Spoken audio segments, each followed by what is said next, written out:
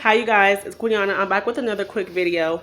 So I wanted to come on here and chat with you guys for a second. Anyone that watches any of my videos knows that I don't do vlogs anymore. And so I kind of started to focus more on like motivational, inspirational type videos. And so that's what I've been doing lately. But today I just wanted to come on here and chat with you all for a second about some of the warfare that I've been facing. It's been real, y'all, real. And by the grace of God, you know, I'm okay and I'll be okay. But just kind of, so anyone that knows me or that like I'm friends with on Facebook, knows I have two kids. I have a 12-year-old and I have a 1.5-year-old. And he has learned how to get out of his playpen. He's learned how to get out of his crib. You know, chasing him around all day, on top of trying to give enough attention to my daughter. It's a lot. It's a lot for a single parent. And so we don't talk about this stuff a lot. I mean, at least like I'll hear things, you know, like, or I used to hear things about like, you know, like, oh, like it was a single mother raising like 2 kids or 3 kids. And you don't really, I guess like if it's not you, you don't really understand like how big of a job that is, you know, on top of taking care of your own sanity, and then on top of just trying to be sure that like at least some of your needs as a parent are met, you know. And so there was something that happened today by the grace of God. I know it was him. You know, I could have been mugged and I wasn't, and that was a blessing. So that kind of like had me a little like, oh my gosh, shook up. And then also just like, bless you, making a big dinner today. And thanks, making a big dinner today, and taking care of some business things and trying to take care of myself. It's a lot. It's a lot, you guys, especially when you don't have help. And so that's something too, is sometimes, you know, you get lonely and bless you, and you just want some help or some support.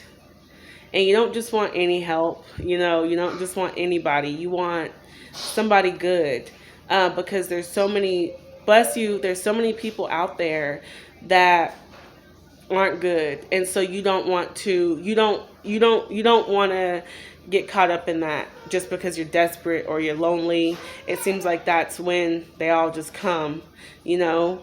And you have to remind yourself to like not give into it, you know, like you're on this journey, you're not gonna settle, you're trusting in God, you're believing in the man that he has for you. And then while doing all that, it's also like you can have so many people trying to talk to you and be with you and do this and that with you, and you're having to say no to every single one, and then you're still like by yourself and you're like, but I'm lonely, you know, or I want some help, or I want a regular life, you know, like a mom and a dad, or just like, because nowadays it's not even like the real mom and real dad. You better still be in your crib. It's, you know, like usually a step parent or somebody that's stepped in and taken over that role. So it's just all of that. I think it's everything just kind of hitting me at once. And then lately I've been struggling for migraines, which is something that I've never dealt with. And then all of a sudden, like they've gotten like to a point to where I'm like, I can't take this. So I had to go get Tylenol. And I don't even like take pills. Like I don't even like to take like an ibuprofen or anything unless like I'm having like a toothache or something. But other than that, like I don't like to take pills. I just don't, because I know how like they say if you take like Tylenol and that stuff all the time, then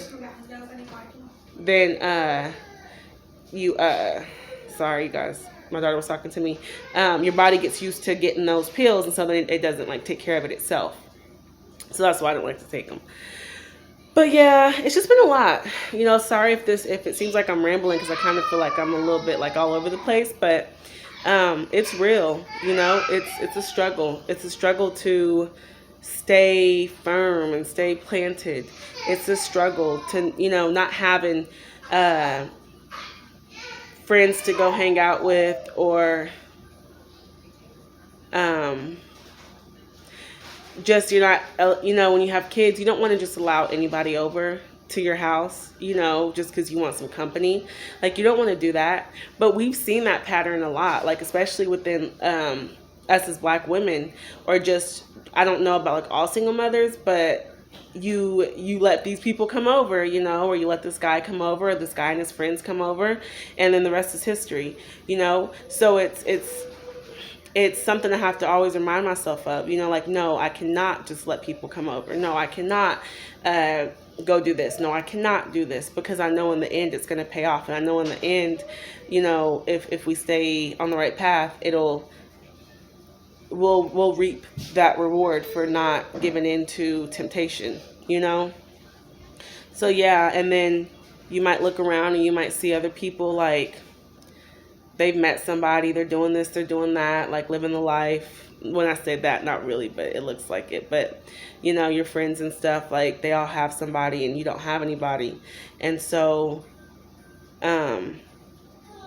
except you and your kids, So that's kind of all you focus on. And then it takes up so much of your time. And it's not a joke. Some people say, well, like, oh, like, it's just having a couple kids, or, oh, it's just... like, no, like, it's a full-time situation, and trying to be the best parent involves saying no to a lot of things that a lot of other people don't say no to, and that's what sets you apart, but I know it'll all work out. It's hard sometimes. Not having the help, not having the support, not being able to say yes to everybody that asks you about talking to you, because you already know. And then being sure that, people don't want you for the wrong reasons, or just really like still saving yourself and doing the right thing. It's not always the easy thing. But, and I don't know, like, maybe the pandemic has something to do with this. Before the pandemic, I wasn't really concerned about this type of stuff. And now I am, and so now it's more so me just staying focused, staying the course, focusing on, business and goals that I have, and dreams. But then at the same time, I'm just like, God, like, will you just send the right person, not just any person? Like, I've seen some that looked like they came pretty close, but I always see those red flags, and then I know.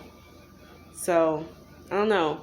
But if you're going through like anything like this, or like something like familiar, just know that it'll be okay, and just stay running the race. Especially if you have kids, oh, I feel for you. I understand. And I pray that God sends you I pray God sends you an amazing man to stand in for where the father has not been able to be or won't be. And I just pray that, that your family becomes complete. But we do know that we have to be complete first too.